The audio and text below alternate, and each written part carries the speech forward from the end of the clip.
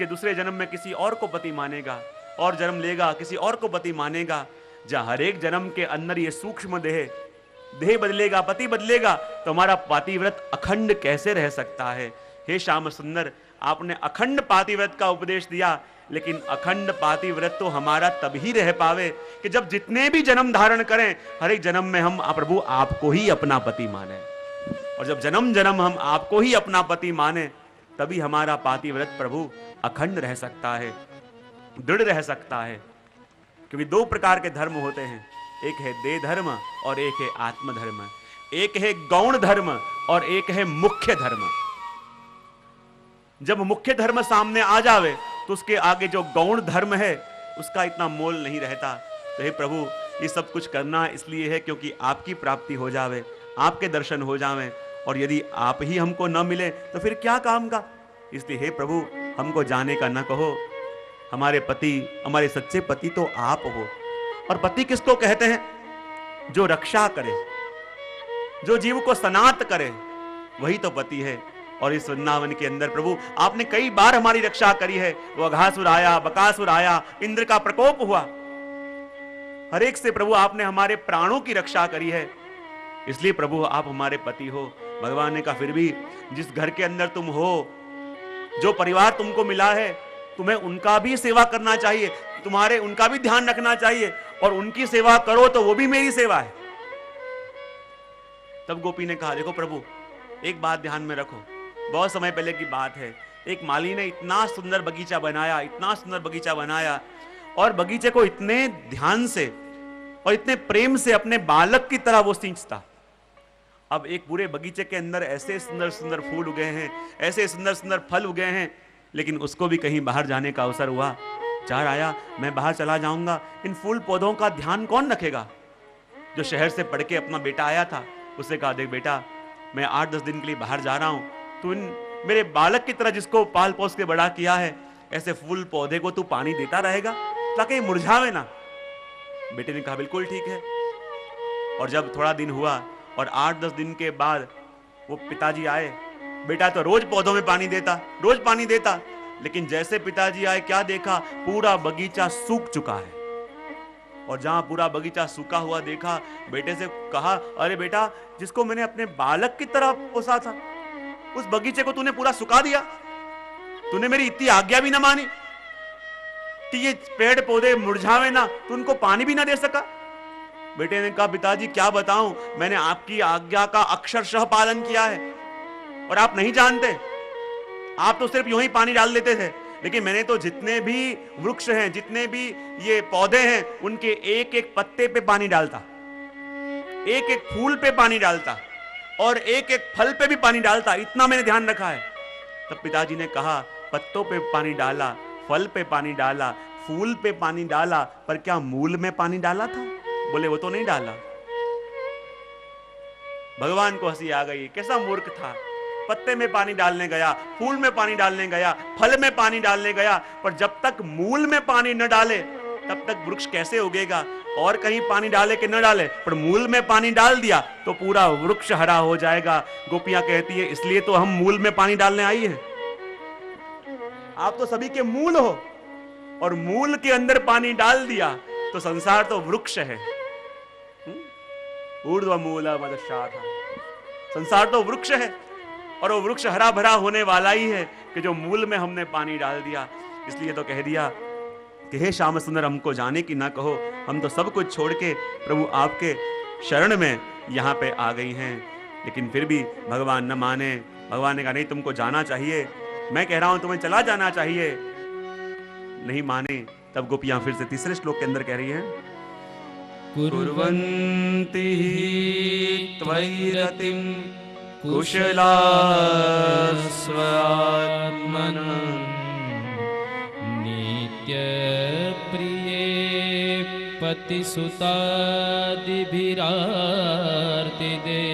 किं तन्न प्रसीद परमेश्वर मास्म छिन्द्या आसामृतां त्वयि चिर दरविंदनेत्र।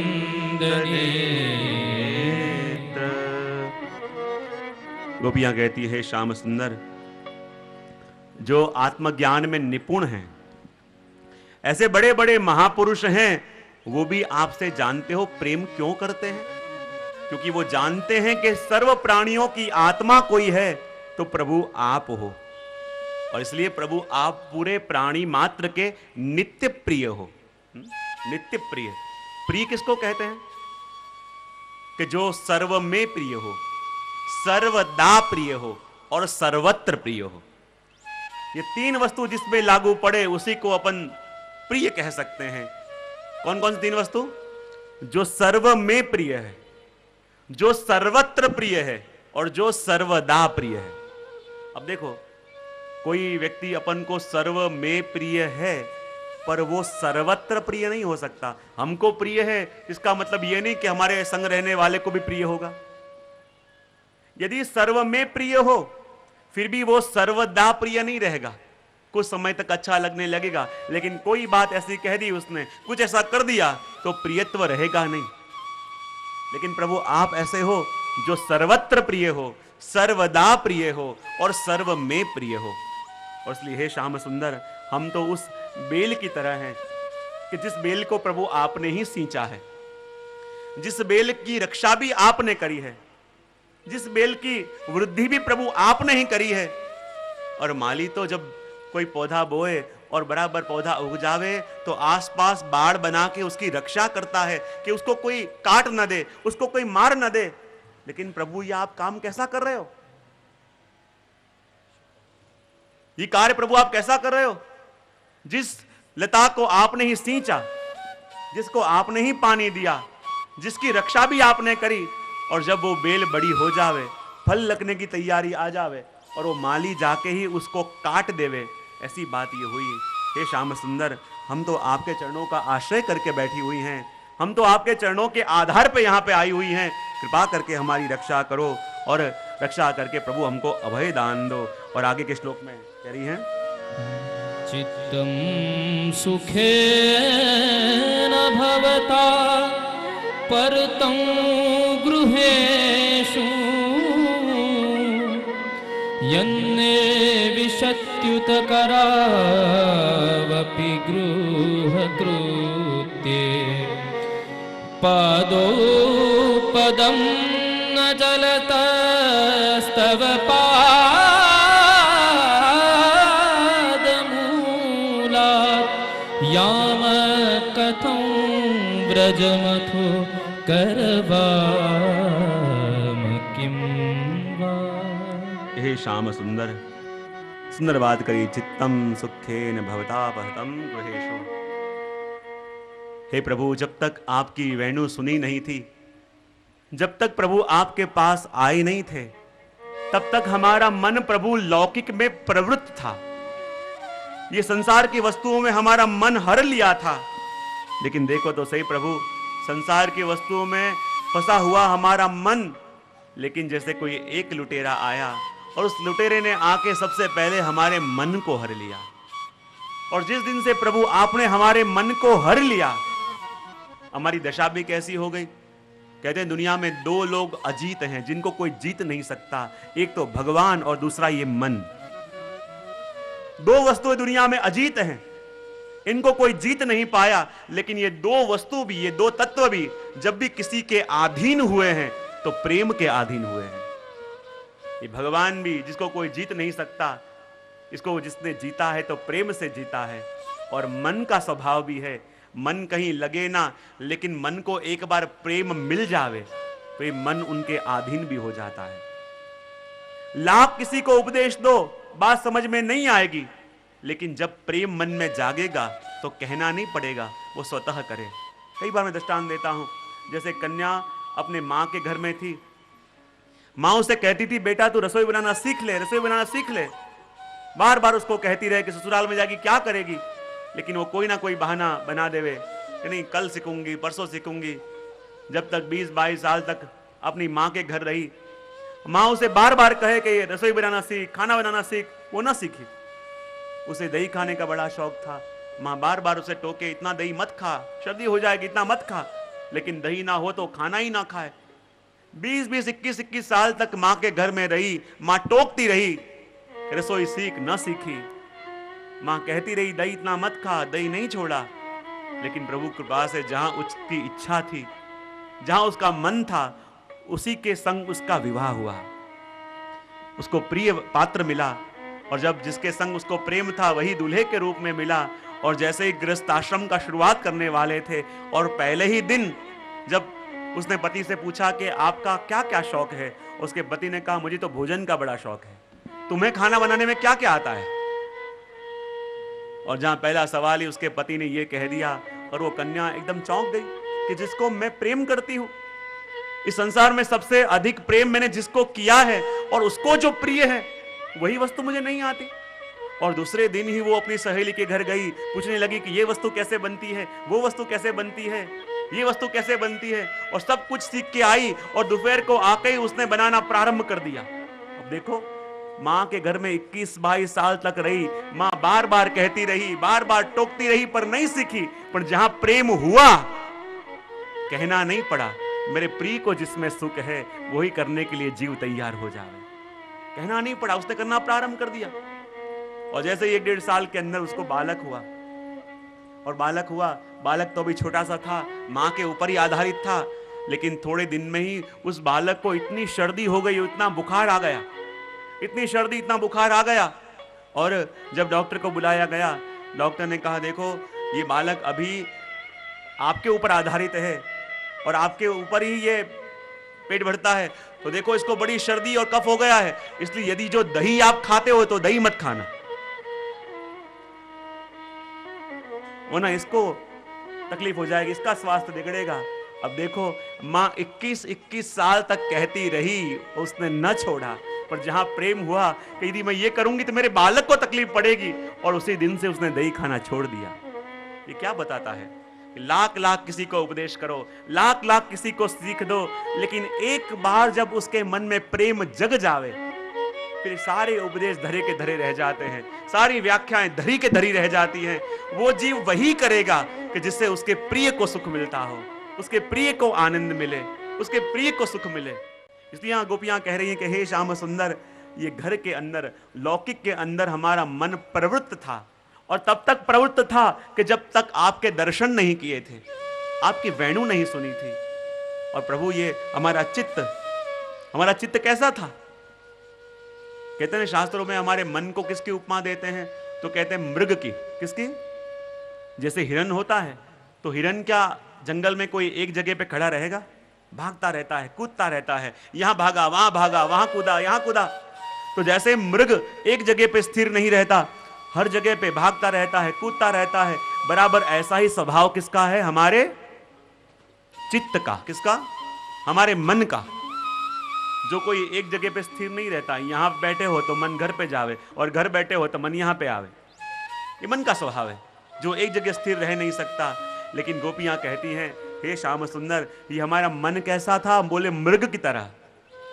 लेकिन वो मृग को मानो आपने अपने नैन बाणों से बेंध दिया, और ये मृग वहीं निश्चित होकर पड़ गया, और सदा आपके पास आके आपके दर्शन के लिए व्याकुल हो गया, आपके दर्शन के लिए आतुर हो गया। वही बात इसके अंदर कही कि हे श्याम सुंदर, हम सब कुछ छोड़ के आपके पास आई, घर की आसक्ति, परिवार की आसक्ति, लौकिक संबंधों की आसक्ति, और हमारा मन लेने के लिए आपके पास आई हैं कि जो मन आपने हमारा चुरा लिया है, और उसी मन को लेने के लिए आपके पास आई हैं। और यदि प्रभु आप हमको अब लौकिक में वापस जाने को कहोगे, तो लौकिक में जाके हम कैसे रहेंगे, क्या करेंगे?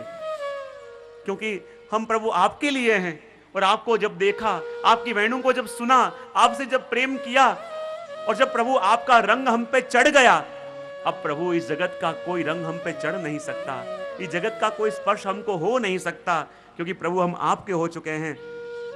और प्रभु हमारे जो पैर दौड़ते दौड़ते आज आपके चरणों के सामने आके थम गए हैं, इन पैरों के अंदर भी ये सामर्थ्य नहीं रहा कि आपके आश्रय को छोड़ के वो कहीं और जा सकें। और यदि आपको छोड़ के कहीं हम गए भी तो प्रभु रह नहीं पाएंगे, हम अकेले सह नहीं पाएंगे ये पीड़ा को। इसलिए हे श्याम सुंदर, कृपा करके हमको न जाने दो, कृपा करके हमको यहीं रोक लो, कृपा करके हमको मत भेजो, क्योंकि ब्रज में जाएंगे तो हम अब ब्रज के काम के रहे नहीं हैं, हम अपने परिवार के काम के रहे नहीं हैं, हम इस जगत के काम के रहे नहीं हैं, हम तो बस आपके हो चुके हैं। इसलिए हे श्याम सुंदर कृपा करके हमारा आश्रय करो, हमको जाने का मत कहो। लेकिन आगे कहते हैं सिञ्चाङ्गनस्त्वदधरामृतपूर्केण हासावलोककरगीत जरच्छयाग्निं नो चेद्वयं विरहजाग्नुपयुक्तदेहा ध्यानेन यामपदयो पदवीं सखे। जो फिर से भगवान गोपियों को कहते हैं, गोपियों तुम वापस जाओ, अपने घर जाओ। और गोपियां कहती हैं, श्याम सुंदर ये हृदय, ये देह आपके लिए इतना तप रहा है, इतना तप रहा है, आपके लिए इतना व्याकुल है। और मुझे बताओ श्याम सुंदर, जेठ का महीना हो और ऐसी गर्मी पड़ रही हो, ऐसी गर्मी पड़ रही हो, और एक छोटी सी कुटिया के अंदर कोई व्यक्ति बैठा हो, उस गर्मी में तप रहा हो, उस गर्मी में व्याकुल हो, और कोई बाहर से व्यक्ति आवे और उस कुटिया के अंदर जो आदमी बैठा था, गर्मी में तप रहा था, उसकी कुटिया में आग लगा देवे, तो उसकी दशा क्या होगी? बाहर भी गर्मी, भीतर भी गर्मी, और मानो इतना भी कम था और उसमें आग लगा देवे तो क्या होगा? भगवान ने कहा ये तो महापाप है। बेचारा पहले ही तप रहा था, पहले ही गर्मी में व्याकुल था, ताप में तप रहा था, और इतना भी कम था, किसी ने आके उसकी कुटिया में आग लगा दी तो बहुत महापाप होगा। गोपियों ने कहा प्रभु सही कह रहे हो आप? बोले हाँ ये महापाप होगा। तो कहते हैं ऐसा ही पाप श्याम सुंदर आप भी हमारे संग कर रहे हो। प्रभु ने कहा क्या बात कर रहे हो? बोले हाँ श्याम सुंदर, आप भी हमारे देह में आग लगाने वाले हो। प्रभु ने कहा आग लगाने के लिए तो ईंधन होना चाहिए, घी होना चाहिए, और ये हवा भी होनी चाहिए, तब आग लगती है। गोपियां कहती है श्याम सुंदर ये आग लगाने की तीनों वस्तुएं आपके पास में हैं, और उन तीनों वस्तुओं से आपने हमारे हृदय में आग लगाई है, और उस आग के कारण हमारा पूरा देह, हमारा मन, हमारा हृदय तप रहा था, और मानो इतना भी आपको कम लगा और हमको जाने का कह के मानो उस तप रहे व्यक्ति की झोपड़ी में आग लगा रहा है। ऐसा ही आप काम कर रहे हो। भगवान ने कहा मेरे पास ईंधन कहां है? तो कहते हैं श्याम सुंदर जब आप मंद मंद हंसते हो तो ये आपकी जो हंसी है वो और कुछ नहीं है, ये हंसी ही ईंधन का काम करती है। जो प्रेम भरी चितवन से आप हमको देखते हो, प्रेम भरी दृष्टि से जब आप हमारी ओर देखते हो तो वो दृष्टि, वो प्रेम भरी दृष्टि वो घी का काम करती है। और जब आप वो मंद मंद बांसुरी को बजाते हो तो बांसुरी इस हवा को काम करती है कि जो हवा आग को भड़का देवे। और इन तीनों वस्तुओं के द्वारा प्रभु आपने हमारे देह में, हमारे मन में, हमारी इंद्रियों में प्रभु आपको मिलने की आग लगा दी है। ये तीनों वस्तु प्रभु आपकी ऐसी हैं कि आपके दृष्टि को देखें तो भी जीव जावे, आपके मुखारविंद को देखें, आपकी मधुर मुस्कान को देखें तो भी जीव बले, और आपकी बांसुरी को देखें तो भी वो भी हमको आग लगाती है। क्योंकि श्याम सुंदर आप तो आग लगाना ही जानते हो। आपकी कभी बांसुरी पागल कर जाती है, कभी आपकी मुस्कान पागल कर जाती है। इसलिए तो गोपियां कहती हैं और भक्तों ने भी श्याम सुंदर को कहा है ना कि प्रभु आप कैसे हैं? आप आग लगाना जानते हो, कभी हंस के, कभी अपनी प्रेम भरी दृष्टि से, और कभी बांसुरी बजा के। इसलिए हमारे भक्तों ने गाया है और कहते हैं ऐ शाम तेरी बंसी, ऐ शाम तेरी बंसी पागल कर जाती है, मुस्कान तेरी मीठी, मुस्कान तेरी मीठी घायल कर जाती है, ऐ शाम तेरी बंसी पागल कर जाती है। हे श्याम सुंदर, वो बांसुरी आपकी, वो आपकी मधुर मुस्कान, वो आपकी माँ की चितवन हमको पागल कर जाती है। और इस पागलपने का इलाज, इस इस दुनिया में किसी के पास नहीं है। हमारी कोई औषधि है तो श्याम सुंदर आप हो, हमारा कोई वैद्य है तो श्याम सुंदर आप हो। दिन दिन दिन रोग करत विश्राम, दिन दिन ये देह के अंदर रोज नित्य नवीन रोग आते हैं। दिन दिन रोग करत विश्राम, औषध आन किए बहु नेरे, नेक ना आयो आराम। कि जगत की बहुत औषधियां करके देखी, बहुत औषधियां करके देखी, पर किसी से फर्क ना पड़ा। तब किसी सखी ने कहा, तेरे रोग का इलाज करने वाला कोई वैद्य है तो एक ही है। बोले कहाँ रहता है? बोले वो वृंदावन में खड़ा खड़ा बांसुरी बजा रहा है। और उसी वैद्य के पास सभी गोपियों के इन रोगों का मर्ज है, उसी के पास दवा है। कभी वो हंस के इलाज करता है, कभी वो बांसुरी बजा के इलाज करता है, और कभी वो माँ की चितवन से इलाज करता है। सोने की होती तो क्या करती ये बंसी। जैसे भगवान बांसुरी बजाते और गोपियों की जैसी दशा हो जाती, गोपियां विचार करने लगी, ये बांसुरी तो बांस की है, बांस की पोली है, उसके अंदर छिद्र हैं, और बांस की होके भी ये बांसुरी इतनी इतराती है, इतनी इतराती है। जो विधाता ने इस बांसुरी को सोने की बनाया होता तो पता नहीं क्या गजब ढाती। कह रहे सोने की होती तो क्या करती ये बंसी। सोने की होती तो क्या करती ये बंसी। जब बांस की हो करके, जब बांस की हो करके इतना तड़पाती है शाम तेरी बंसी। पागल कर जाती है मुस्कान तेरी मीठी, मुस्कान तेरी मीठी। घायल कर जाती है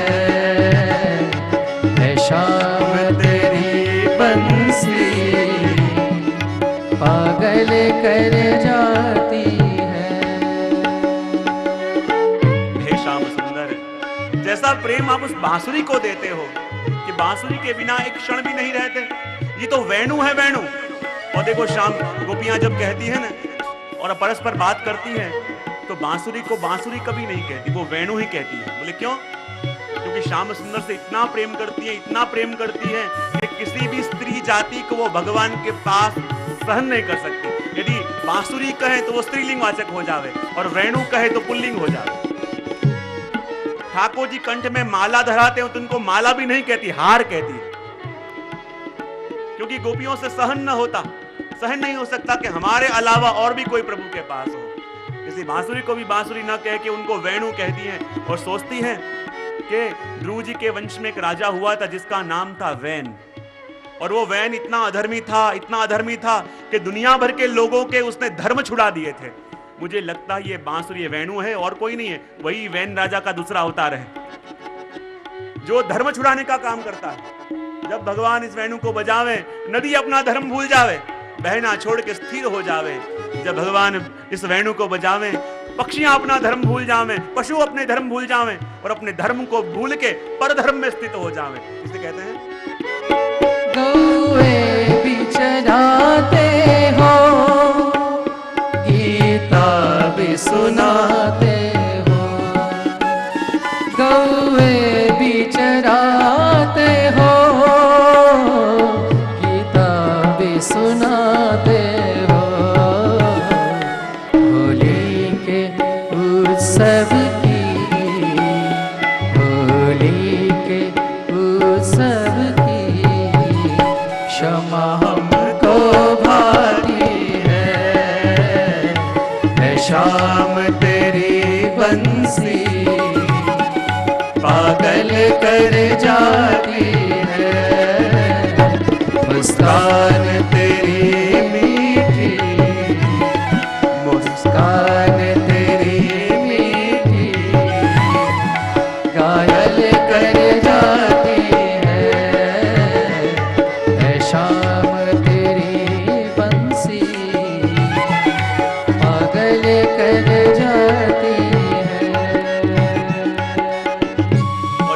श्याम सुंदर आपने हमारे देह के अंदर, हमारे जीवन के अंदर आग लगाने का काम। और ये आग भी प्रभु आपने कैसे लगाई है? अपनी मधुर मधुर मुस्कान के द्वारा। मधुर मधुर मुस्कान के द्वारा सबसे पहले प्रभु आपने उस आग को भड़काया। अपनी बाकी चितवन से देख के आपने उसमें घी डाला और मानो इतना भी कम था, और बांसुरी बजा के उस आग को इतना भड़का दिया, इतना भड़का दिया कि उसमें हमारा पूरा देह जलने लगा। इसलिए प्रभु कहते हैं, मुझे बताओ श्याम सुंदर, यदि कोई घर में अकेला अकेला आदमी बैठा हुआ हो, जेठ का महीना, इतनी गर्मी हो, और इतनी गर्मी के अंदर वो तप रहा हो और बाहर से आगे आग लगा दे तो अपराध है, भगवान का अपराध है। लेकिन आग लगाने के बाद यदि उसे दुख हो और दुख होने के पर वो कहीं से जल लाके उसके ऊपर जल डाले तो प्रभु उसके अपराध का थोड़ा प्रायश्चित होगा कि नहीं होगा? भगवान का जरूर प्रायश्चित होगा। तो गोपियां कहती ये प्रायश्चित प्रभु आपको भी करने की जरूरत है। सोते को जगाते हो, रोते को हंसाते हो, सोते को जगाते हो, रोते को हंसाते हो, रूठे को मनाने की, रूठे को मनाने की कला तुमको आती है शाम तेरी बंसी पागल कर जाती है, मुस्कान तेरी मीठी, मुस्कान तेरी मीठी घायल कर जाती है शाम तेरी बंसी पागल कर जाती है। यदि गोरे होते तो क्या करते हो? सभी गोपियों को चिंता हो गई, क्योंकि श्याम सुंदर का स्वरूप ऐसा था कि जो भी देखे बेचारा कहीं का ना रहे। जो भी उनके ऊपर दृष्टि पड़े तो जहां दृष्टि पड़ी वहीं दृष्टि अटकी। यहां तक के ब्रज के अंदर कोई नई नई बहू ब्याह के आती तो सलाह देती, इसका ध्यान रखना कहीं श्याम सुंदर पे दृष्टि न पड़ जावे। जो दृष्टि पड़ गई तुम्हारे घर के काम की रहेगी नहीं, सारा काम तुमको करना पड़ेगा। ऐसी दशा थी। और वहीं गोपियों को चिंता होने लगी कि ये सांवरे सांवरे होकर भी ऐसा पता नहीं क्या करते हैं कि जो भी उनको देखे उनका होके रह जाए। और गोपियों को चिंता हो गई कि सांवरे होकर भी ये दशा है, कहीं विधाता ने इनको गोरा बनाया होता तो क्या गजब ढाते। इसलिए कहते हैं, यदि गोरे होते तो क्या करते हो गिरधर? यदि गोरे होते तो क्या करते हो गिरधर? जब शाम रंग पर इन शाम रंग पर वो दुनिया मर जाती है शाम तेरी बंसी पागल कर जाती है, मुस्कान तेरी मीठी, ओ मुस्कान तेरी मीठी घायल कर जाती है शाम तेरी बंसी पागल कर जाती है, पागल कर जाती है, पागल कर जाती है शाम तेरी बंसी पागल कर जाती है, मुस्कान तेरी मीठी, मुस्कान तेरी मीठी वो घायल कर जाती है।